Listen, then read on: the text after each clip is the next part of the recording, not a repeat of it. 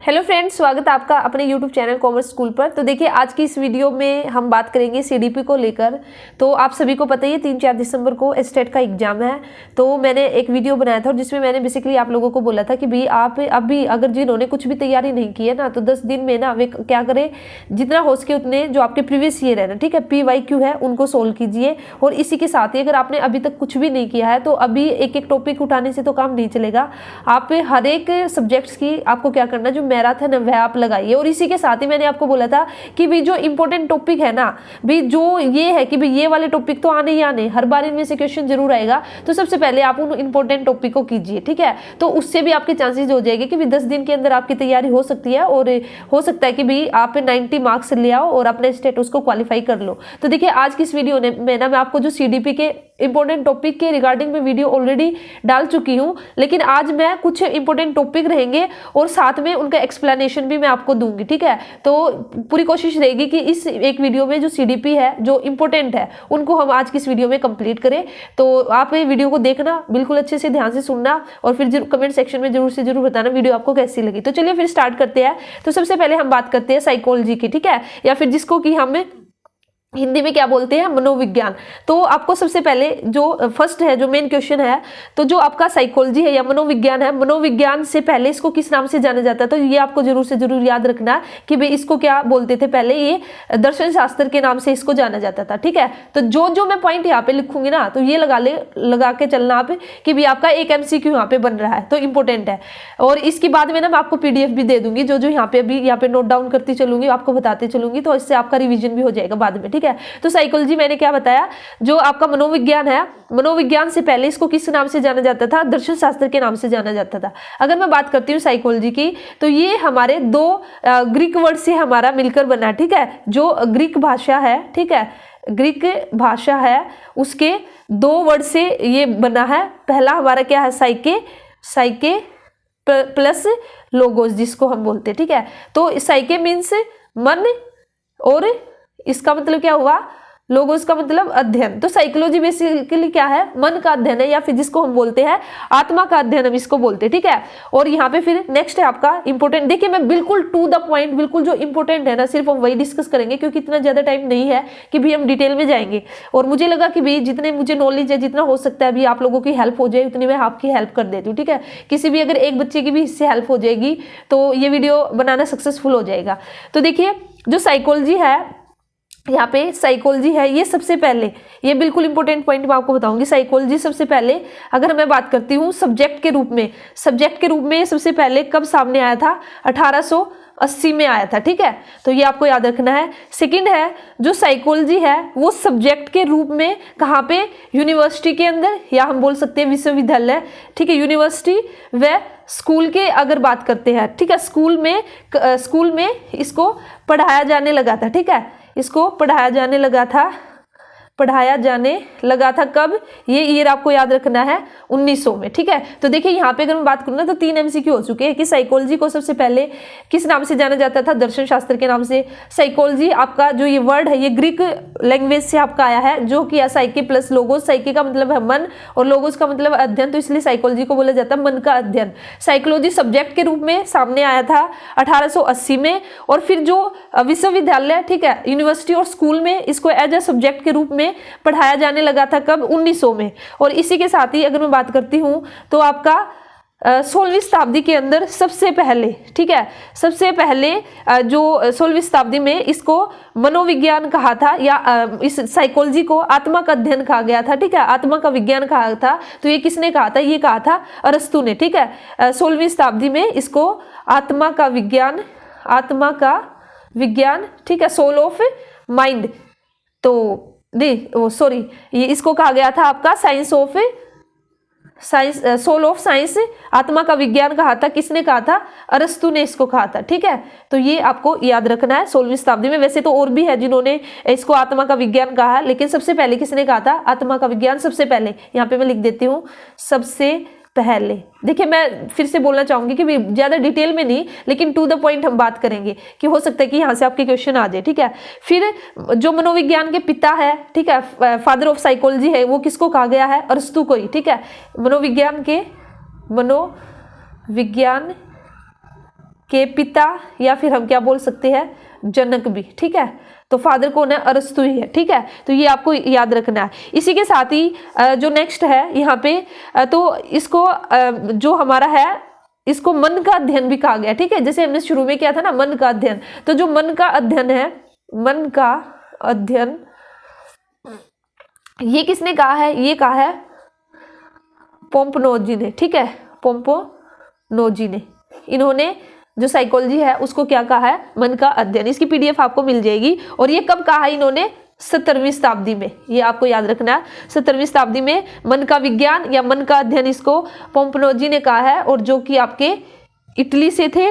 और इसी के साथ ही अगर यहाँ पे मैं बात करती हूँ, तो जो आपका मनोवैज्ञानिक शब्द है, जो साइकोलॉजी वर्ड है, इसको कौन लेकर सबसे पहले आया था, तो इसको लेके आए थे रुडोल्फ गोल्कोय। ठीक है, जो साइकोलॉजी शब्द है, ठीक है, यहाँ पे मैं लिख देती हूँ, मनोविज्ञान जो आपका शब्द है, इसको, इस शब्द को, शब्द, ठीक है, को कौन लेकर आया था, को सबसे पहले कौन लेकर आया, सबसे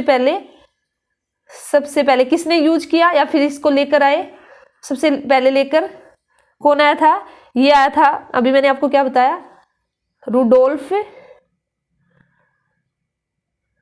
गोल्काय। ठीक है, वीडियो को 2 की स्पीड पे करके सुन लेना। तो ये था बेसिकली हमारा किसके बारे में, साइकोलॉजी। हाँ, इसी के साथ ही इसको चेतना का विज्ञान भी कहा गया। देखिए 16वीं शताब्दी में इसको आत्मा का विज्ञान कहा अरस्तु ने, फिर 17वीं शताब्दी में इसको मन का अध्ययन कहा पोम्पनोजी ने, और फिर 18वीं शताब्दी में, ठीक है, ऐसे याद रख लेना आप सीक्वेंस वाइज, फिर 18वीं शताब्दी में इसको बोला गया चेतना, क्या बोला गया, चेतना का विज्ञान या चेतना का अध्ययन। तो ये किसने बोला था इसको, विलियम वुंट और विलियम जेम्स ने। ठीक है, तो आपको याद रखना है, मेन रहेगा इसमें विलियम वुंट ने, या फिर विलियम यहाँ पे जेम्स भी। ठीक है, विलियम जेम्स, तो इन्होंने इसको कहा चेतना का अध्ययन। और इसी के साथ ही जो विलियम वुंट है, इन्होंने क्या किया था, ये देखिए ये इंपॉर्टेंट है, जो इंपॉर्टेंट रहेगा, जहां से लास्ट ईयर क्वेश्चन भी आपके पूछ रखे हुए भी मैं आपको बता दूंगी। 1879 में, ठीक है, 1879 में जर्मनी के अंदर, जर्मनी में हमारा है एक लिपजिंग शहर। ठीक है, जर्मनी में है लिपजिंग सिटी है, वहां पे मनोविज्ञान की जो पहली लेबोरेटरी, जो पहली प्रयोगशाला थी, 1879 में जर्मनी के अंदर लिपजिंग सिटी के अंदर जो मनोविज्ञान की फर्स्ट लेबोरेटरी थी। ठीक है, फर्स्ट, इसको प्रयोगशाला लिख सकते हो या लेबोरेटरी, जो लेबोरेटरी थी वह आपकी किसने स्थापित की थी, किसने वहाँ पे लेबोरेटरी लगाई थी आपकी, ये लगाई थी विलियम वुंट ने। तो ये याद रखना, ये इंपॉर्टेंट है, यहाँ से लास्ट ईयर आपके क्वेश्चन भी आ रखे कि भी 1879 में जर्मनी के लिपजिंग शहर में फर्स्ट लेबोरेटरी इस्टेब्लिश की गई थी, स्थापित की थी, और तो किसने की थी, विलियम वुंट ने। ठीक है, तो देखिए यहाँ पे अगर सीक्वेंस में बात करें तो सबसे पहले जो मनोविज्ञान है, साइकोलॉजी है, उसको आत्मा का विज्ञान कहा अरस्तु ने, फिर इसको मन का अध्ययन, मन का विज्ञान कहा किसने, पोम्पनोजी ने, फिर इसको चेतना का विज्ञान कहा किसने, विलियम वुंट ने। ठीक है, और इसको चेतना का विज्ञान या फिर व्यवहार का विज्ञान, तो इसलिए जो विलियम वुंट है उनको, जो अगर हम बात करते हैं विलियम वुंट की, तो देखिए उनको क्या बोला जाता है भी, जो व्यवहार का विज्ञान है इन्होंने दिया, आधुनिक या फिर प्रयोगात्मक मीन्स व्यवहार। ठीक है, और वास्तविक, अगर मैं बात करती हूँ वास्तविक मनोविज्ञान के पिता, ठीक है, वास्तविक मनोविज्ञान के जो फादर है वे कौन है हमारे, वे है विलियम वुंट। तो ये याद रखना, अगर आपसे पूछ लिया जाए कि भाई मॉडर्न जो साइकोलॉजी है या जो आपकी अभी बिहेवियरल जो साइकोलॉजी है उसके फादर कौन है, रियल में मनोविज्ञान के फादर पिता कौन है, तो वे है विलियम वुंट। ठीक है, अब हम बात करेंगे इसी के साथ ही देखिए इसको, हाँ देखिए यहाँ पे ये विलियम वुंट हुए हमारे आधुनिक या फिर प्रयोगात्मक या फिर वास्तविक मनोविज्ञान। अब हमारा है व्यवहार, अभी फाइनली इसको क्या बोला जाने लगा, व्यवहार का विज्ञान। ठीक है, तो अलग अलग हमारे जो स्कॉलर हुए हैं जिन्होंने अलग अलग, किसी ने मन का अध्ययन कहा तो किसी ने इसको आत्मा का अध्ययन कहा, लेकिन फाइनली ये हमारा क्या है, व्यवहार का विज्ञान है। ठीक है, और ये हमारे किसने कहा अभी इसको, जेबी वॉटसन ने। ठीक है, तो अभी हम बात करेंगे स्कूल ऑफ साइकोलॉजी की। ठीक है, तो ये था थोड़ा सा साइकोलॉजी के बारे में, मनोविज्ञान के बारे में। अब हम बात करेंगे, इंपॉर्टेंट है, स्कूल ऑफ साइकोलॉजी। देखिए भाई, वैसे तो आपको YouTube पे ना बहुत बड़े बड़े यूट्यूबर मिल जाएंगे जिन्होंने बहुत अच्छे से जैसे साइकोलॉजी के बारे में करा रखा, लेकिन ये सिर्फ और सिर्फ एक छोटी सी आप लोगों की हेल्प के लिए ही है कि भी बिल्कुल इंपॉर्टेंट पॉइंट मैं आपको बता दूं, ताकि जिन्होंने अभी तक कुछ भी तैयारी नहीं की है भी उनका भी थोड़ी इससे हेल्प हो जाए। यहाँ पे बिल्कुल टू द पॉइंट हम बात करेंगे, ठीक है। नहीं तो आप यूट्यूब पे चेक कर सकते हो, एक से एक बहुत बड़े बड़े यूट्यूबर है जिन्होंने बहुत अच्छे से यहाँ पे करा रखा है। तो देखिए, अगर मैं बात करती हूँ स्कूल ऑफ साइकोलॉजी की, तो यहाँ पे हमारे कौन कौन से मेन मैं आपको बता दूंगी। एक तो है हमारा संरचनावाद, जिसको कि हम बोलते हैं स्ट्रक्चरलिज्म, ठीक है। स्ट्रक्चरलिज्म जिसको हिंदी में बोलते हैं संरचनावाद। दोनों का ही काम हो जाएगा, जो हिंदी मीडियम है और इंग्लिश मीडियम है, ठीक है। तो जो हमारा संरचनावाद है, हमारा जो इसको स्कूल ऑफ साइकोलॉजी बोल सकते हैं, या फिर मनोविज्ञान के संप्रदाय भी हम इसको बोल सकते हैं, मनोविज्ञान के संप्रदाय। तो यहाँ पे ये हमारा इसके अगर आ जाए जो हमारा जो संरचनावाद है, ठीक है, जो ये संप्रदाय है, तो ये यहाँ पे आएगा हमारा विलियम वुंट ने दिया, विलियम वुंट। और वैसे इसके एक शिष्य थे जिनका नाम है टिचनर, ये क्या थे, शिष्य, ठीक है। तो देखिए, इसमें बेसिकली किस चीज की बात की गई, इसमें जो बल दिया गया, किस चीज पर बल दिया गया है, जो हमारी संवेदना है, जो हमारे संवेग है, जो भी हम इमेजिनेशन करते हैं, उन सब पर, ठीक है। और इसी का दूसरा नाम है, दूसरा नाम, कई बार दूसरा नाम भी आपसे पूछ लिया जा सकता है, तो दूसरा नाम इसका निर्मितवादी, ठीक है, तो पेपर में आ सकता है। सेकेंड स्कूल ऑफ थॉट्स है हमारा, देखिए, बिहेवियरिज्म, ठीक है, व्यवहारवाद, बिहेवियरिज्म, जो कि है, जिसको कि हिंदी में बोलते हैं व्यवहारवाद, ठीक है। तो ये आ जाएगा हमारा वुड्सन, और भी बहुत सारे हैं, ठीक है, जो मेन आपको याद रखना है, ठीक है, क्लार्क हल, ये सब इसके अंदर आ जाएगा। इसके बाद नेक्स्ट जो हमारा है स्कूल ऑफ साइकोलॉजी है, तो हाँ, इसका यहाँ पे जो इंपॉर्टेंट है बिहेवियरिज्म में, इसका जो दूसरा नाम है ब्लैक बॉक्स थ्योरी भी इसको बोलते हैं। क्या बोलते हैं, ब्लैक बॉक्स थ्योरी। तो ये याद रखना, ये इसका है सेकंड नेम, दूसरा नाम। जैसे यहाँ पे था ना स्ट्रक्चरलिज्म का दूसरा नाम क्या था, निर्मितवादी, तो इसी तरह से बिहेवियरिज्म, व्यवहारवाद का क्या नाम है, ब्लैक बॉक्स थ्योरी, ये दूसरा नाम है, ये इंपॉर्टेंट है इसमें। उसके बाद हमारा cognitive school of psychology, third हमारा कोग्निटिव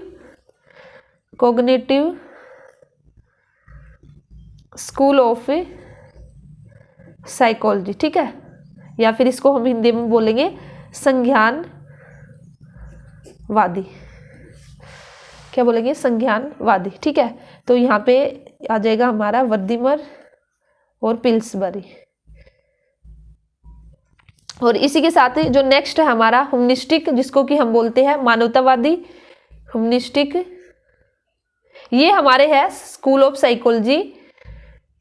पेपर में आपसे 2-3 ऑप्शन देके पूछ सकते हैं कि भाई बताइए कौन कौन से हमारे है जो संप्रदाय है, मनोविज्ञान के संप्रदाय है। तो ये किसने दिया था हमारा, ये दिया था अब्राहम मास्लो ने, ठीक है, मास्लो या फिर मैस्लो भी इसको बोल देते हैं, मैस्लो। और हमारा है कार्ल रोजर्स, ठीक है।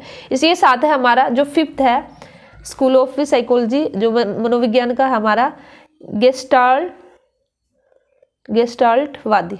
तो ये भी इंपॉर्टेंट है, ये याद रखना। और इसको किस किसने दिया था, यहाँ पे ये चारों ही नाम आपको याद रखने हैं, खोलर ने, कोफका, और ये वर्दीमर, और फोर्थ है हमारा लेविन, ठीक है। और अब इसमें देखिए जो इंपॉर्टेंट है, और इसमें जो गेस्टाल्टवादी थे, इन्होंने क्या बोला था कि भी एट द होल लेके चलना है, पूरा का पूरा लेके चलना है, इन्होंने बेसिकली इस बात पर जोर दिया था। और इसी के साथ ही जो यहाँ पे आपको मेन ध्यान रखना है कि जो हमारा है लेविन, जिसको कि हम कर्ट लेविन बोलते हैं, कुर्ट लेविन भी बोल देते, ठीक है।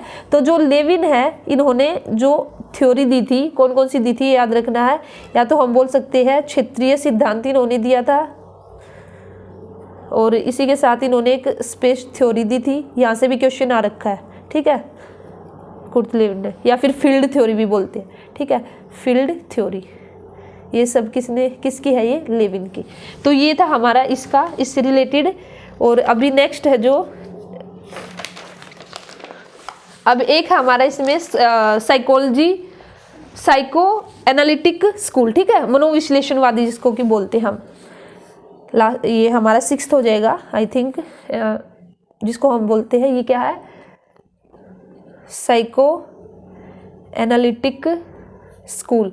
ठीक है, हिंदी में हम बोलेंगे क्या, मनोविश्लेषणवादी, मनोविश्लेषणवादी। ये हमारा किसने दिया था, सिगमंड फ्रॉइड ने। ठीक है, ये किसने दिया था, सिगमंड फ्रॉइड ने। तो ये था हमारा मनोविज्ञान के संप्रदाय की हमने बात की। अब हम बात करेंगे ब्रांचेज ऑफ साइकोलॉजी या मनोविज्ञान की शाखा है। ठीक है, branches of psychology, branches of psychology या फिर इसको हम बोल देंगे शाखाएं। ठीक है, मनोविज्ञान की शाखाएं, मनोविज्ञान की शाखाएं। तो देखिए इसके अंदर हमारी कौन कौन सी आ जाएंगी, बेसिकली 3 इसके अंदर आ जाएगी हमारी। मैं इसे फटाफट आपको बता देती हूँ। एक तो होती है हमारी सामान्य शाखा, जिसको हम बोलते हैं नॉर्मल ब्रांच। सेकंड है हमारी असामान्य शाखा, जिसको हम बोलते हैं अबनॉर्मल ब्रांच ऑफ साइकोलॉजी। और थर्ड है हमारा क्लिनिकल, और इंग्लिश में इसको हम बोलते हैं नैदानिक मनोविज्ञान। मैं आपको यहीं पे बता देती हूँ उनका मीनिंग क्या है। तो देखिए अगर हम बात करते हैं यहाँ पे देखिए सामान्य, जो नॉर्मल, अब नॉर्मल ये हो गया। यहाँ पे बेसिकली अगर मेन यहाँ पे मैं बात करती हूँ तो ये हमारा क्लिनिकल है, जो कि है जिसको कि हम बोलते हैं नैदानिक शाखा। ये किससे संबंधित है, ये हमारी इसी से संबंधित है, किससे, अब नॉर्मल से। ठीक है, जो क्लिनिकल है ये किससे रिलेटेड है, किससे है, ये हमारा जो असामान्य मनोविज्ञान है इसी से रिलेटेड है। तो देखिए ये था इसके बारे में। अब हम बात कर लेते हैं आगे, हमारा जो नेक्स्ट टॉपिक होगा, तो हम बात करते हैं अभी लर्निंग की। ठीक है, तो ये हम बात करते हैं अभी लर्निंग की, लर्निंग या फिर जिसको हम क्या बोलते हैं, अधिगम। तो सबसे पहले जो मेन पॉइंट है लर्निंग का, जो आपको याद रखना है, लर्निंग आपका क्या है। तो ये जो मैं यहाँ पे लिख के दिखाऊंगी ना, ये जो मैं यहाँ पे अभी राइट कर रही हूँ, ठीक है, इसको ध्यान रखना। Relatively permanent change in behaviour, relatively permanent change in behavior that occurs as a result of experience. तो लर्निंग क्या है, एक रिलेटिवली परमानेंट चेंज आएगा बिहेवियर में, और जो किसकी वजह से हुआ, किसकी वजह से अक्कर हुआ, हमारा एक्सपीरियंस की वजह से। तो ये हमारे बेसिकली क्या कहलाएगा, हमारा लर्निंग कहलाएगा। ठीक है, तो इसकी विशेषताएं अगर नेचर्स की बात करते हैं तो ये आप इजीली कर सकते हो कि भी ये हमारी एक यूनिवर्सल प्रोसेस है। लर्निंग हमारी एक कॉन्टिन्यूस चलने वाली प्रोसेस है, एक गोल ओरिएंटेड प्रोसेस है, ये सब हो जाएगा। यहाँ पे जो मेन हम बात करेंगे, अब हम बात करेंगे इसमें डोमेन ऑफ लर्निंग। जो लर्निंग है उसके डोमेन क्या क्या है, मीन्स उसके जो पक्ष है, या फिर हम बोल सकते हैं पक्ष, हिंदी में इसको बोलेंगे पक्ष, या फिर सोपान ऑफ लर्निंग। ये हमारे कौन कौन से है, तो इसके अंदर आएंगे हमारे 3 डोमेन्स या क्षेत्र भी हम इसको बोल सकते हैं कि लर्निंग के कौन कौन से क्षेत्र है। तो सबसे पहला आएगा हमारा कॉग्निटिव, जिसको कि हम बोलते हैं हिंदी में संज्ञानात्मक। ठीक है, संज्ञानात्मक। सेकंड आ जाएगा हमारा इसके अंदर कोनेटिव, जिसको कि हम बोलते हैं क्रियात्मक, जिसको हम बोलते हैं क्रियात्मक। और थर्ड डोमेन आएगा, ये आएगा हमारा अफेक्टिव, जिसको कि हम बोलते हैं भावात्मक।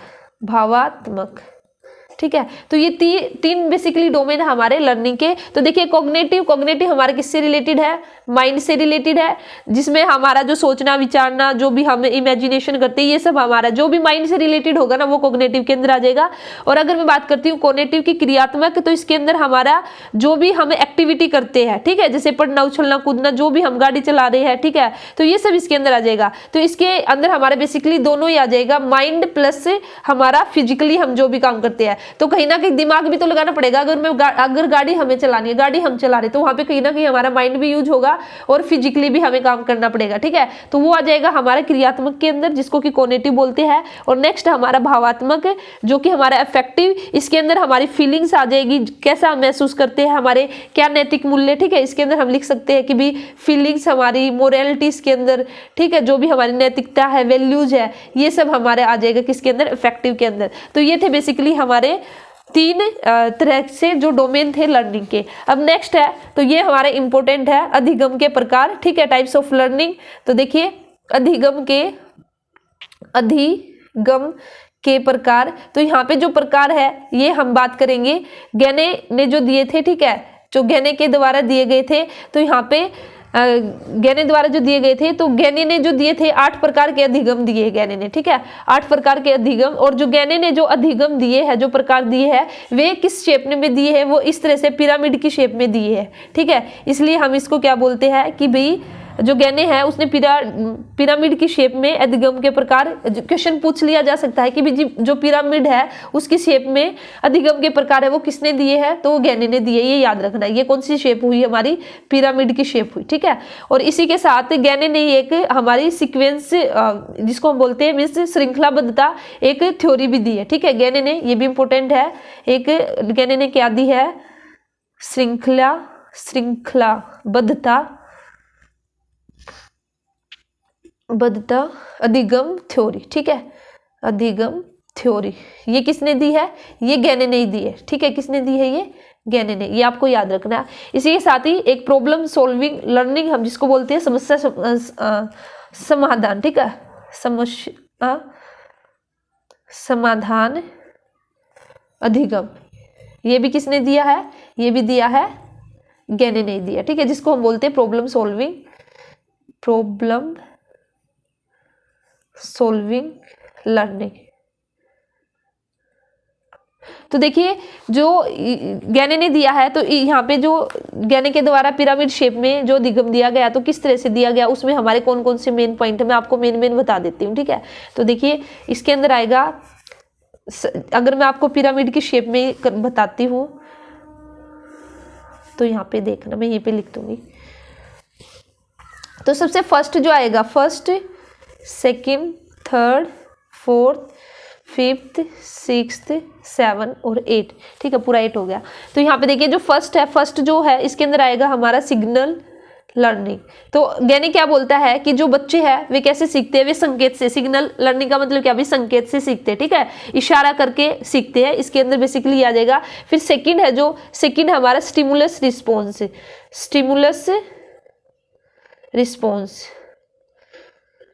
तो स्टिमुलस रिस्पॉन्स में क्या बोलते हैं कि भाई जब हम बच्चों को कुछ स्टिमुलस देंगे ना, तभी वे रिस्पॉन्स करेंगे, ठीक है, कुछ ना कुछ तो लालच देना पड़ेगा, तभी वे रिस्पॉन्स करेंगे।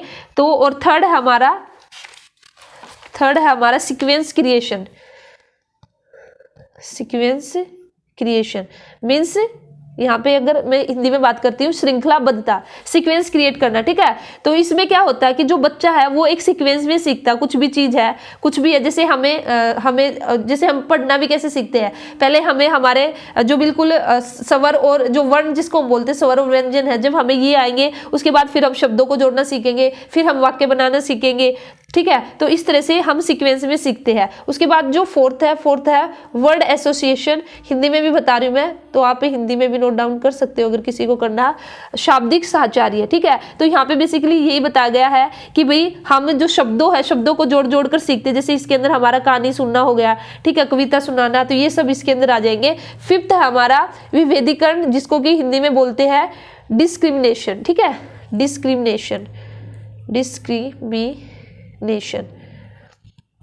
तो इसमें अलग अलग तरीके से विभेदीकरण का मतलब अलग अलग तरीकों से यहाँ पे बच्चा सीखता है। कैसे, जैसे बच्चों को शेप दे दी गई है कि भाई ये सर्कल की शेप है, इसमें बेसिकली शेप आप यहाँ पे नोट कर सकते हो कि भाई ये सर्कल की शेप है, ये स्क्वायर की शेप है, ये ट्रायंगल की है, तो उससे बच्चा सीखेगा, ठीक है। नेक्स्ट है हमारा कंसेप्ट लर्निंग, फिफ्थ और सिक्स्थ है कंसेप्ट लर्निंग, जिसको कि हिंदी में बोलते हैं क्या, संप्रत्यय, ठीक है। यहाँ पे बच्चा अपनी खुद की कोई धारणा बना लेगा, ठीक है, कि भाई जैसे शेर ऐसा होता है, वो ऐसे दहाड़ता है, ऐसे करता है, तो यहाँ पे अपनी खुद की कोई भी धारणा बना लेगा। और उसके बाद 7th पे आ जाएगा हमारा रूल बनाना, ठीक है। तो यहाँ पे कुछ रूल है, नियम है, वे हमारे क्रिएट हो जाएंगे। और फाइनली हमारा जो लास्ट आ जाएगा, ठीक है, इसको हटा देना, यहाँ पे जो लास्ट आ जाएगा, जो प्रॉब्लम है वह हमारी क्या हो जाएगी, सोल्व हो जाएगी, ठीक है, प्रॉब्लम हमारी क्या हो जाएगी, सोल्व हो जाएगी, problem solving learning.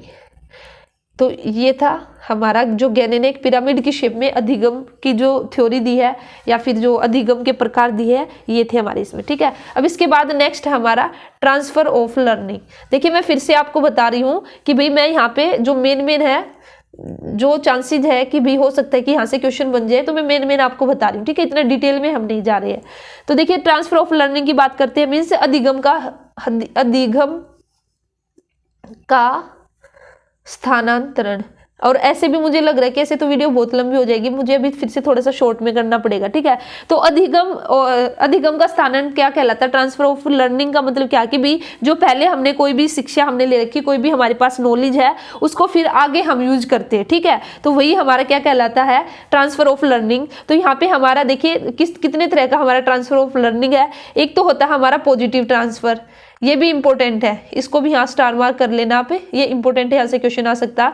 Positive transfer of learning, ठीक है। एक होता है हमारा नेगेटिव और एक होता है हमारा थर्ड वन इज जीरो। मैं से ही बता देती हूँ, समझ लेना। पॉजिटिव जिसको हिंदी में सकारात्मक या फिर धनात्मक स्थानांतरण भी बोलते हैं, तो इसमें हमारा क्या, जो हमने पहले ज्ञान, जो हमने पहले नॉलेज ले रखी है ना, वो हमारी आगे भी हमारी हेल्प करेगी, तो उसको हम बोलते हैं क्या? Positive transfer of learning. ठीक है, कुछ आपने सीख रखा है, फिर आप आगे जाके कुछ नया सीख रहे हो, तो आपने जो पहले सीख रखा था ना, उसका आपने यूज किया, उसको कहेंगे पॉजिटिव। और नेगेटिव में हमारा क्या होगा? इसमें जो हमने पहले कुछ भी नॉलेज थी ना, और अब हम जो नई नॉलेज सीख रहे हैं ना, वो उसमें क्या करती है? बाधा उत्पन्न करती है। ठीक है, रुकावटें लेके आती है, तो उसको बेसिकली बोलते हैं हमें नेगेटिव। और जीरो हमारा क्या होगा? जीरो के अंदर जो स्थानांतरण होगा ना, ठीक है, यहाँ पे कुछ फर्क नहीं पड़ेगा, आपने जो पहले सीख रखा है ना, और अब आप जो नया सीख रहे हो ना, उस पर कोई फर्क नहीं पड़ेगा। ठीक है, तो जैसे भी आपको कोई भी एक्स्ट्रा काम ठीक है, जैसे आप एक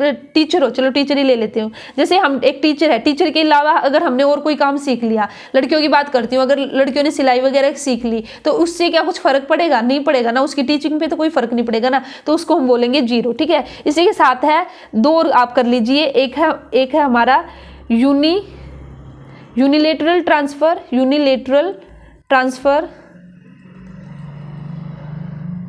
ठीक है, इसमें क्या है? इसमें जब हम अपने शरीर का सिर्फ एक ही अंग यूज करते हैं ना, तो उसको बोलते हैं यूनिलेटरल ट्रांसफर। ठीक है, जब एक ही अंग, यूनी से आप याद रख सकते हो। एक हमारा bilateral transfer of learning.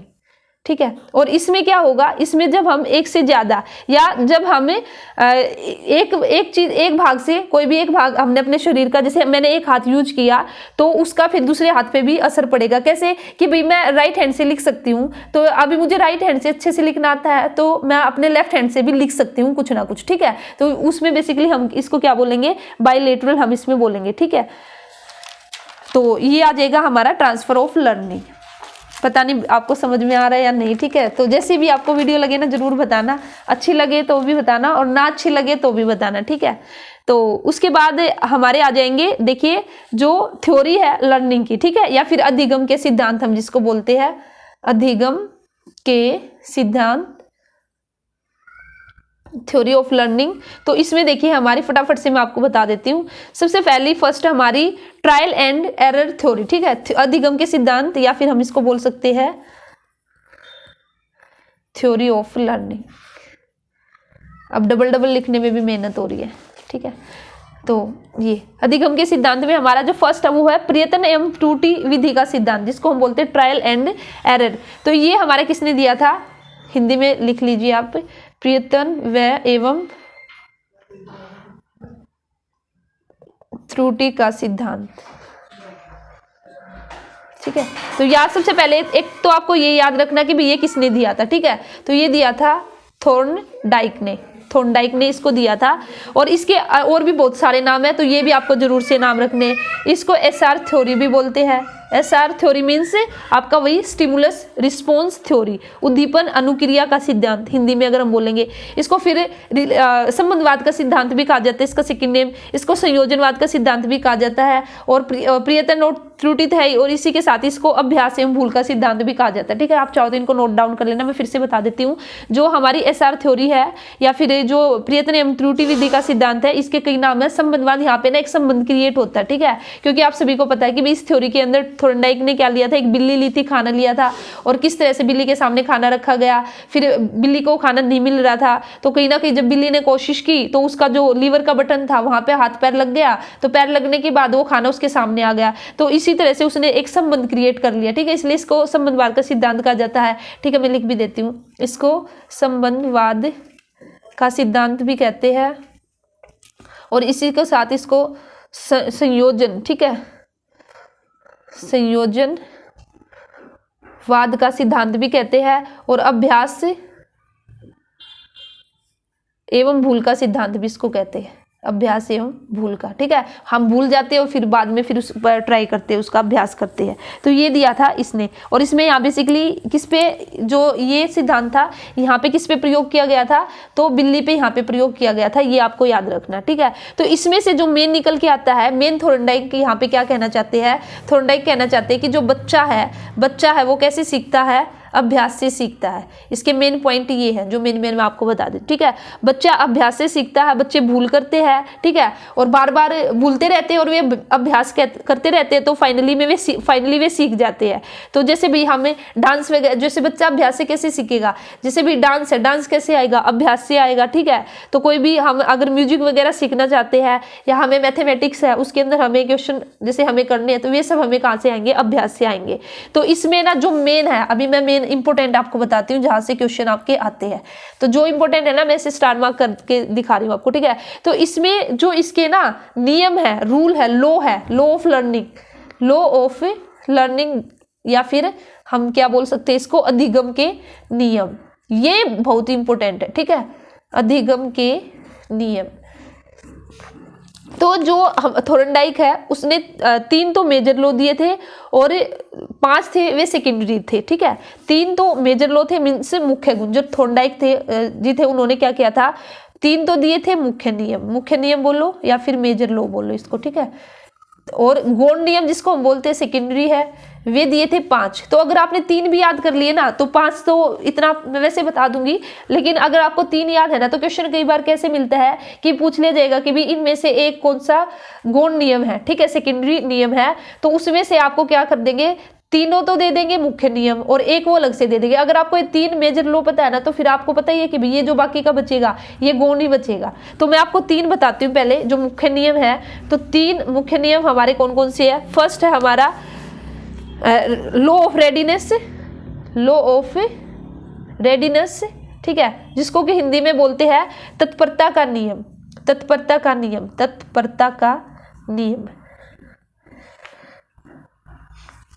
Second है हमारा लॉ ऑफ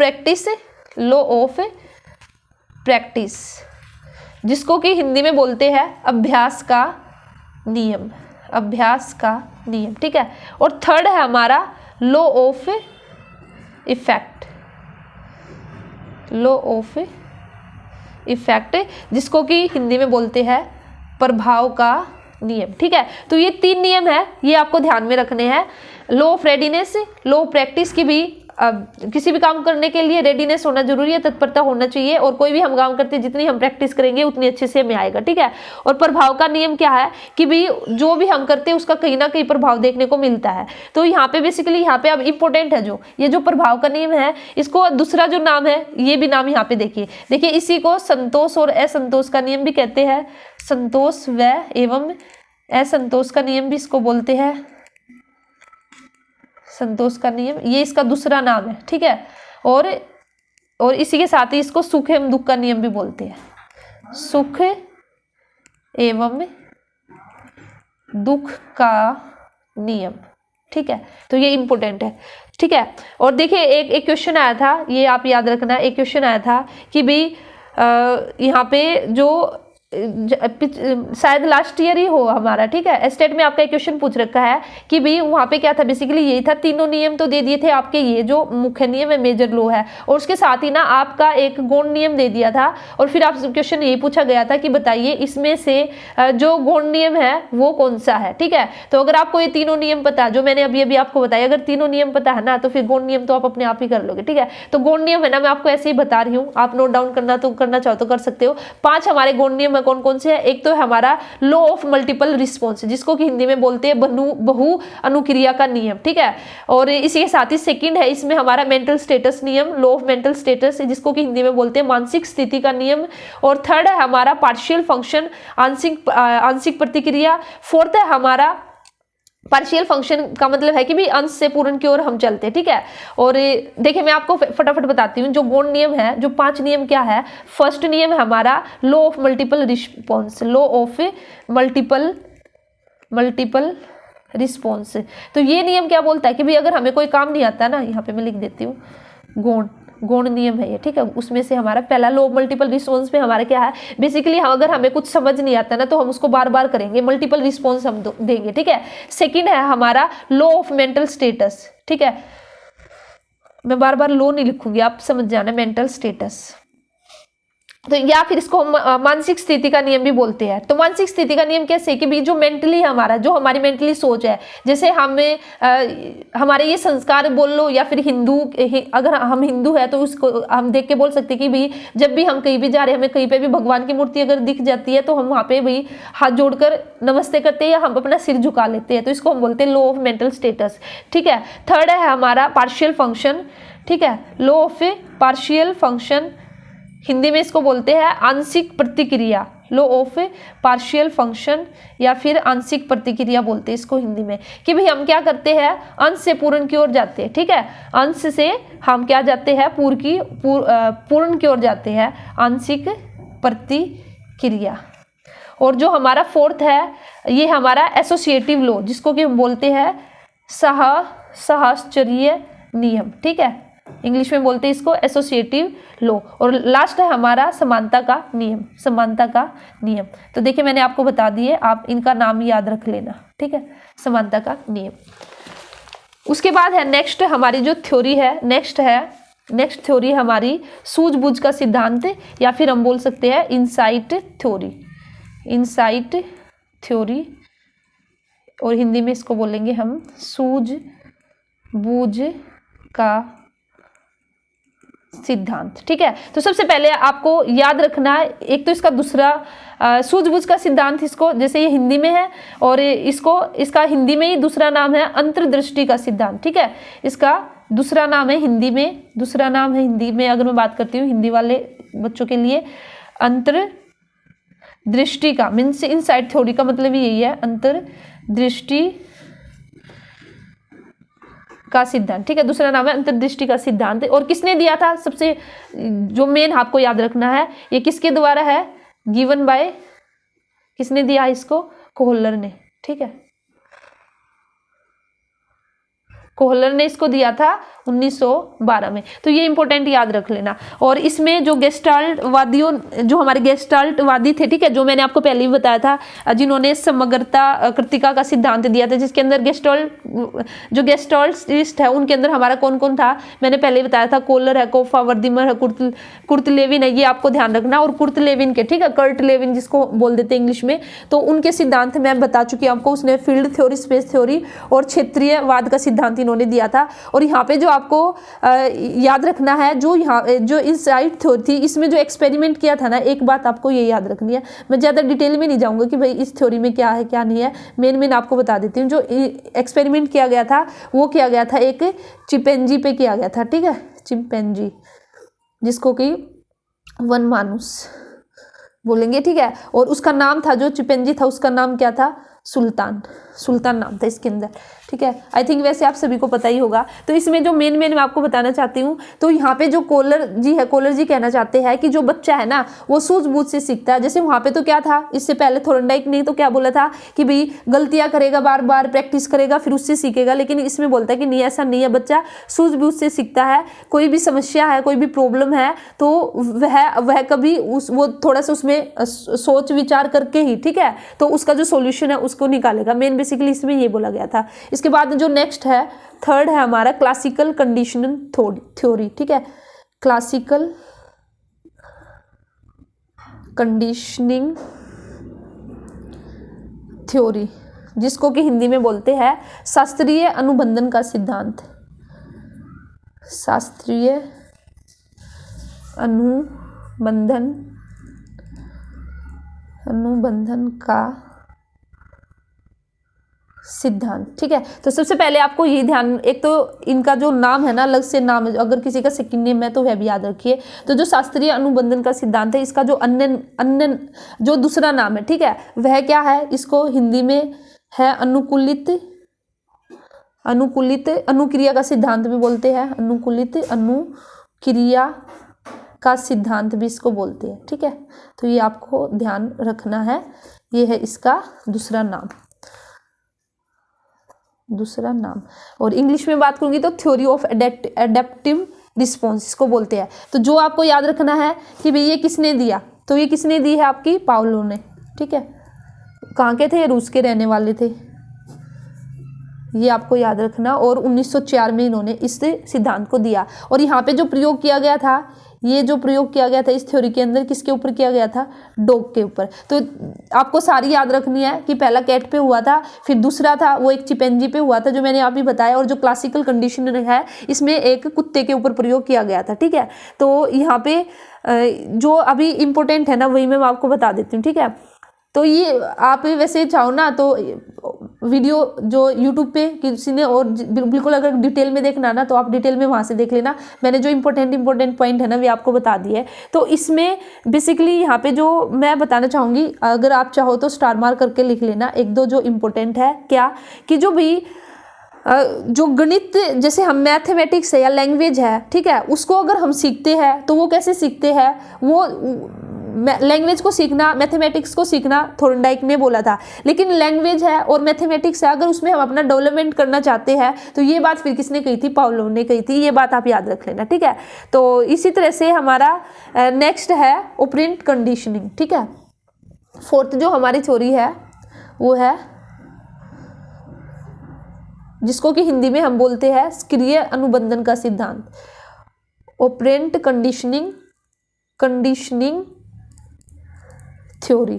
ठीक है, जिसको कि हम हिंदी में बोलेंगे क्या, हिंदी में बोलेंगे इसको सक्रिय अनुबंधन का सिद्धांत। अब ये आपको पता होना चाहिए कि भाई किसने दी है किसने नहीं दी है। ठीक है, तो सबसे पहले इसका जो ये दी थी आपकी, ये किसने दी है, ये दी है स्किनर ने दी है। कब, 1938 में। और यहाँ पे अगर मैं बात करूँ तो यहाँ पे किस पे प्रयोग किया गया था, एक्सपेरिमेंट किस पे किया था, चूहे पे एक्सपेरिमेंट किया गया था। तो ये बात आपको ध्यान में रखनी है। ठीक है, तो इसी के साथ ही हमारा नेक्स्ट है रीइंफोर्समेंट थ्योरी, जिसको कि हम बोलते हैं पुनर्बलन का सिद्धांत। ठीक है, फिफ्थ हमारी रीइंफोर्समेंट थ्योरी, जिसको हिंदी में बोलेंगे हमें पुनर्बलन का सिद्धांत या फिर पुनर्बलन सिद्धांत। ठीक है, तो देखिए ये किसने दी हमारी, ये थ्योरी किसने दी है, ये दी है क्लार्क हल ने 1915 में दी है। ठीक है, तो यहाँ पे आपको ये ध्यान रखना है। और इसको इस जो ये थ्योरी है, यहाँ पे देखिए जो स्किनर है ना, स्किनर ने इसे बेस्ट थ्योरी कहा है। ठीक है, तो यहाँ पे बेसिकली हमारा क्या है, इसके अंदर क्या रहेगा, रीइंफोर्समेंट थ्योरी के अंदर बेसिकली हम क्या करते हैं कि भी हमारी कोई भी नीड है ना, कोई भी ज़रूरत है, उसको पूरा करने के लिए हम बार बार जो भी प्रक्रिया करेंगे, ठीक है, तो वही हमारे क्या कहलाती है, जो भी हम बार बार रिस्पॉन्स देते हैं तो वो क्या कहलाता है हमारा, वह हमारा एक तरह से रीइंफोर्समेंट थ्योरी कहते हैं उसको। स्किनर ने इसको बेस्ट थ्योरी कहा है। ठीक है, ये बात याद रखना, ये मैंने आपको ऐसे बता दिया। और जो पुनर्बलन की जो थ्योरी है ये तो दी है क्लार्क हल ने, लेकिन जो हमारा रीइंफोर्समेंट वर्ड है ये भी आपको याद रखना। जो रीइंफोर्समेंट वर्ड है इसको किसने दिया था, इसको दिया था थॉर्नडाइक ने। क्या मैंने क्या बताया, थ्योरी तो दी है क्लार्क हल ने, लेकिन जो ये वर्ड है ना, ये वर्ड है जो रीइंफोर्समेंट वर्ड है, ये किसने दिया था, ये वर्ड दिया था हमारा किसने, थॉर्नडाइक ने। ये बात भी आपको याद रखनी है, थॉर्नडाइक ने। ठीक है, और जो भी सीख रखा है, जो भी हमने कोई भी प्रक्रिया है, ठीक है, सीखी गई प्रक्रिया को ही बार बार दोहराना हमारे बेसिकली क्या कहलाता है, रीइंफोर्समेंट कहलाता है। ठीक है, तो व्यवहार में पुनर्बलन, तो एक ये भी याद रख लेना इंपॉर्टेंट है। अगर व्यवहार में पुनर्बलन है, अगर ये आ जाता है तो फिर ये हमारा किसने दिया था, ये दिया था स्किनर ने। तो 3 बात आपको याद रखनी है। रीइंफोर्समेंट थ्योरी दी थी क्लार्क हल ने, ये वर्ड दिया था थॉर्नडाइक ने, और व्यवहार में पुनर्बलन है ये किसने दिया है, स्किनर ने। ठीक है, तो इसके बाद नेक्स्ट है हमारी 6th थ्योरी है सोशल लर्निंग, या फिर जिसको हम बोलते हैं हिंदी में क्या बोलेंगे, सामाजिक अधिगम। सामाजिक अधिगम, ठीक है। तो देखिए इसका जो दूसरा नाम है सोशल लर्निंग का, जो अन्य नाम है, दूसरा नेम है, सेकंड नेम है, वो क्या है, इसको ऑब्जर्वेशनल लर्निंग भी इसको बोलते हैं। और हिंदी में अगर मैं बात करती हूँ तो व्यवहारात्मक अधिगम भी इसको बोलते हैं, व्यवहारात्मक अधिगम। और ये किसने दी थी, सोशल लर्निंग किसने दी थी, ये दी थी एल्बर्ट बंडूरा ने। ठीक है, तो ये आपको कम से कम है ना, आपको इतना तो पता होना चाहिए कि भाई ये थ्योरी है और उसको दिया किसने था, तो ये और कब दी थी और किस पर बेस्ड है, एक हल्की नॉलेज तो आपको एटलीस्ट होनी चाहिए। ठीक है, अगर थोड़ा सा भी आपको आइडिया होगा ना तो फिर एग्जाम के टाइम क्या रहेगा, आपको एक आइडिया मिल जाएगा कि भाई हाँ इसका आंसर ये हो सकता है कि भाई सोशल लर्निंग में क्या बोला गया था, रीइंफोर्समेंट में क्या बोला गया था। तो इस तरह से, तो इसमें बेसिकली जो सोशल लर्निंग थ्योरी है, इसमें जो अल्बर्ट जी है बंडूरा जी, ये क्या बोलते हैं, इनके अकॉर्डिंग जो बच्चा है ना, ठीक है, या जब भी हम समाज से कुछ सीखते हैं ना, सोसाइटी से कुछ सीखते हैं, समाज से कुछ सीखते हैं, तो उसी को क्या कहते हैं, सोशल लर्निंग। और समाज से हम कैसे सीखते हैं, ऑब्जर्व करके, देख के। ठीक है, तो ये इसने बेसिकली बोला था इस थ्योरी के अंदर। तो यहाँ पे ना एक इंपॉर्टेंट पॉइंट है, एक इंपॉर्टेंट पॉइंट क्या है कि भाई जो सामाजिक हमारी जो सोशल लर्निंग है,